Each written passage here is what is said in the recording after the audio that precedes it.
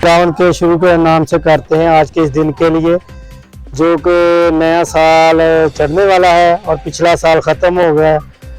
हम सबको मिलजुल कर इस नए साल का आगाज़ करना चाहिए और खुदावन के नाम से हमको मिलजुल कर मोहब्बतें बांटनी चाहिए। ये नया साल जो चढ़ने वाला है, इसमें खुदा हमें तौफीक दे कि हम अच्छे काम करें और खुदा की राह में अपनी ज़िंदगी को बसर कर सकें। यसु में आपकी सलामती हो।